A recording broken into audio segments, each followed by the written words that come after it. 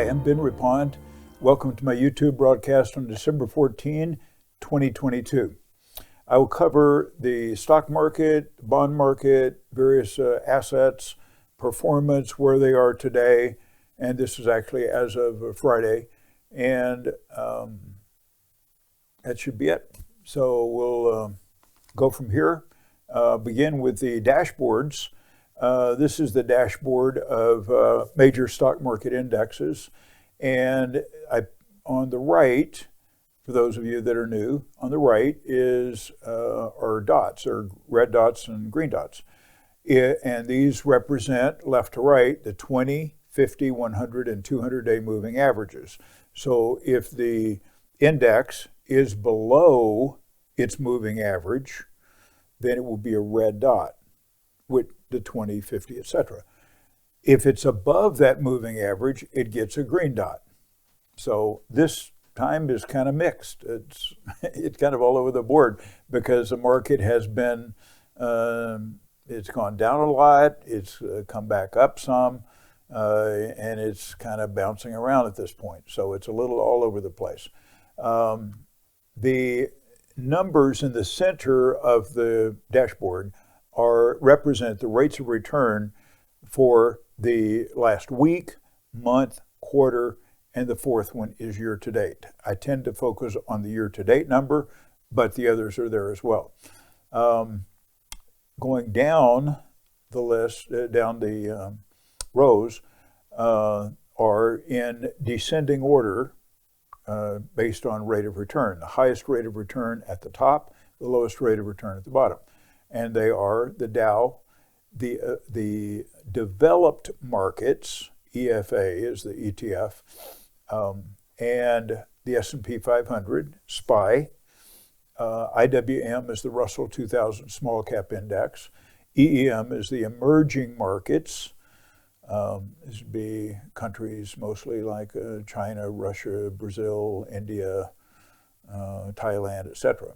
And TLT, I put that in, it's bond. Everything is equities, except this one is bonds. And it is, TLT is the 20-year government bond. And then QQQ is the NASDAQ 100. So these go, as you can see, year to date through Friday. The Dow is down 7%.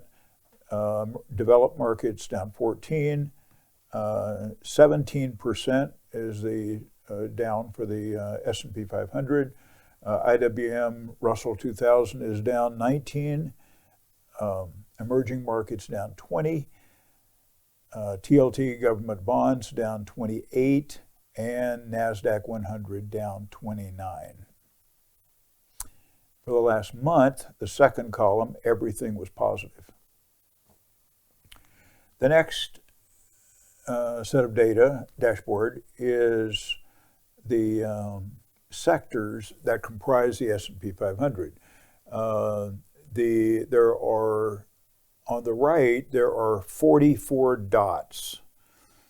Last week, there were 36 out of 44 that were positive. This week, that has dropped to 24 because this past week was somewhat negative. And you can see again, week, month, quarter, and year. What's been interesting is the highest one up, and I'll show you this, the highest one up is energy. Energy has been up in the 60s. However, remember the phrase, I've said it before, things don't always go to the moon. The biggest loser is energy, and it is down 8% for the week, and this says the monthly percentage is down 6. I've looked at some other data that says it's down around, I think, 11 or 12, and so I think it depends on which time period you're measuring.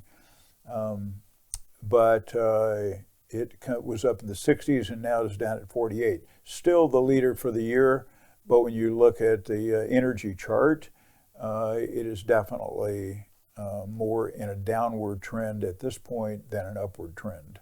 And that's what happens with energy. It happens with commodities, with precious metals, energy, and even to some extent bonds. But the commodities, precious metals, and energy, they tend to do their own thing. They don't tend to follow the stock market. They could go up and the market goes down. They could go down when the market goes up a lot. And they could, follow the market. It's very random. So, but anyway, that has held up a lot of the equities, and now it is pulling the equities down. It's more of a negative influence than a positive.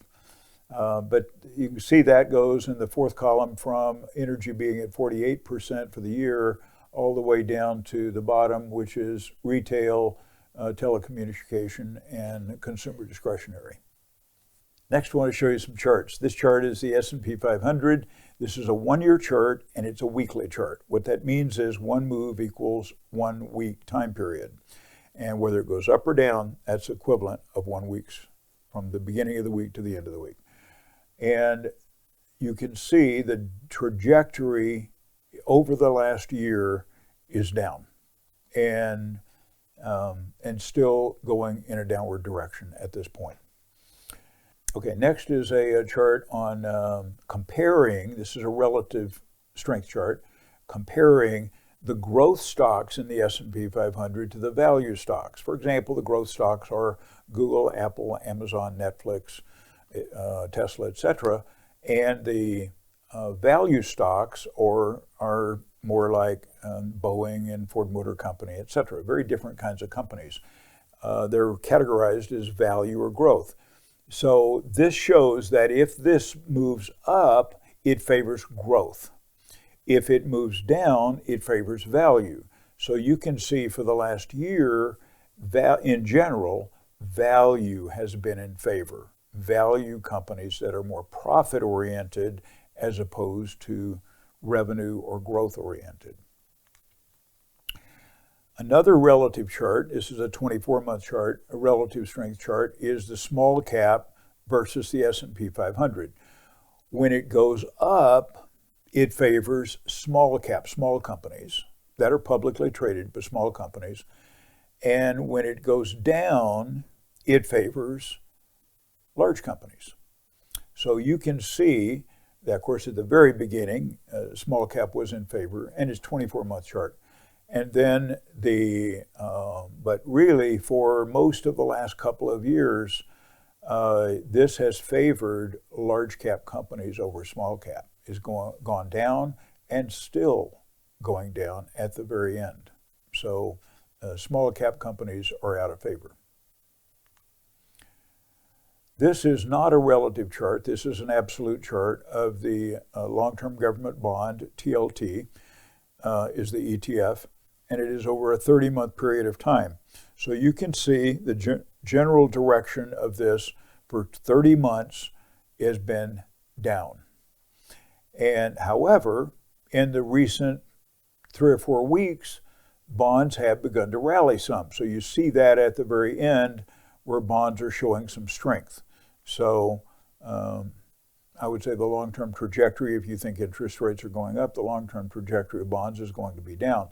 But I suspect there will continue to be some favorable periods, and we've just experienced that over the past month or so. Next, I covered the dollar, the US dollar. That has been going up and is very strong against other currencies. But you can see for the last month or so that the dollar has been coming down and is now crossed below its 20-period moving average. This is an 18-month chart. Still, the long-term trajectory is up, but the short-term trajectory is down. Now, keep in mind that the dollar is the reserve currency of the world. All other currencies are valued relative to the dollar. So when the dollar is strong, that means it's favorable. If we're buying things from other countries, it's favorable for the U.S. If they're buying things or investing in the U.S., it's expensive for them. So it's been expensive for other countries to buy items or spend money when what they're buying is denominated in dollars. But it can go the other way. And again, not unlike precious metals and commodities and energy, the dollar often does its own thing. It can go up or down. And a lot of times it's inversely correlated with the market, but sometimes that's not the case. Next is gold. Gold has been moving up lately, and again, this is the past several weeks, maybe 6 weeks or so, and has been moving up, and you see that at the far right of the chart. Silver, same thing, moving up. However, silver has moved up much faster than gold. When they go down, silver goes down faster than gold, typically. And when they move up, silver goes up, typically more than gold. And again, you see that. And it's now up. I'll report on it a little bit later. Now I do a relative strength chart and show silver versus gold. So silver is the numerator, gold denominator. When it goes up, that favors silver. When it goes down, it favors gold. So relative to each other, you can see where that has gone since September. It has been in a definitely stronger position for silver than gold. Bitcoin. Bitcoin has been hammered. And that's not just due to the FTX story, but it's before that happened, Bitcoin had lost 75 to 80% of its value. Some of the cryptocurrencies have lost even more than 80%.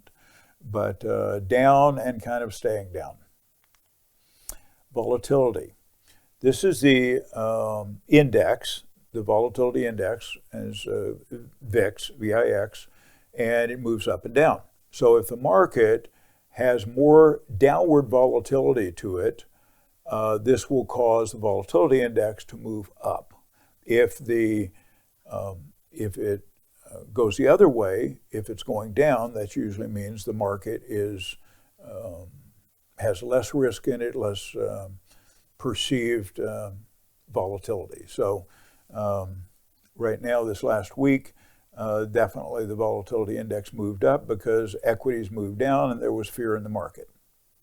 But generally speaking, for the last, since October or so, it's been moving down. Asbury Research does their metrics, indicators, and this is their dashboard showing there's 6 indicators that they follow, whether they're positive or negative, and 2 of them are positive, 4 of them are negative, showing more of a negative bias to the market. And again, we've seen that this past week. The cross-asset relative performance chart shows that compares various things. Now, I focus on the green boxes because those are the ones where there is a prominent direction one way or the other.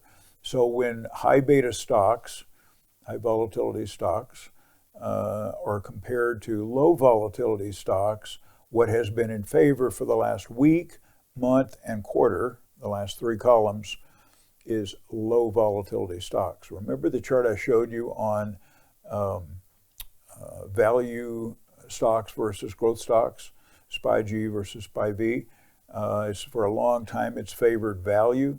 Well, value stocks tend to be low volatility, and that's exactly what you're seeing here. And then large cap or small cap. Remember the chart I showed you on Russell 2000 IWM versus SPY, the S&P 500, and that relative strength chart, definitely for a long period of time, that the large cap S&P 500 has been in favor over the small cap, and that's again shown here. I'm going to drop down to developed markets or emerging markets. Those, when compared to the U.S. markets, meaning the S&P 500, they have outperformed the U.S. the last week, month, and quarter. And I'll show you that in the next chart. It'll be kind of a lot more data. And then on bonds, which ones are in favor? Corporate bonds or government bonds. They've both been down this year, but they have come back some. And for the last month, week, month, and quarter, corporate bonds have been in favor over government bonds. Now I'm going to give the U.S. versus the world. Now this compares the U.S., which is SPY, the S&P 500, to the ETF for each of these countries. There are three regions of the world and 22 countries listed, so a total of 25. They have the opportunity to be strong enough to get a green box, the way Asbury does it, to get a green box for the last week, month, and quarter. And so that could be the U.S. or it could be that country. Each one is compared to the U.S., not to each other. So you see that virtually all of them are stronger in all three time periods than the U.S. Isn't that interesting? It's very interesting. I've seen the U.S. on this chart in the past where the U.S. was very strong. It's not strong right now relative to these other countries. And I won't go through and name them. You can see them, but it's very interesting. And the regions of the world, the Eurozone, Pacific, and the emerging markets, all of those categories are stronger in all three time periods than the U.S. I thought last week I took and I used France to compare to the U.S. I just picked one country. So I thought this time I wouldn't just pick a country, I would pick one of the zones. So I picked the EFA, which is the developed countries. Now that would include Europe, and it would include probably Japan and South Korea and Australia, so and probably Canada. So those countries we would call developed versus the U.S., the S&P 500. Look how strong the developed countries are, meaning the more it goes down, it favors, because they're the denominator, it favors the developed countries. Said another way, look how weak the U.S. is relative to the developed countries. And that's just recent. That's not a long period. It's mostly gone up and down a lot. But in the short run, for the last week, month, and quarter, definitely favoring. And so if you ask me why, I can't tell you why. I don't know why. It's a very short-term phenomenon, but it is not. That does not look good for the U.S. A report on gold and silver. This is as of Friday. Gold was approximately at 1804 spot price.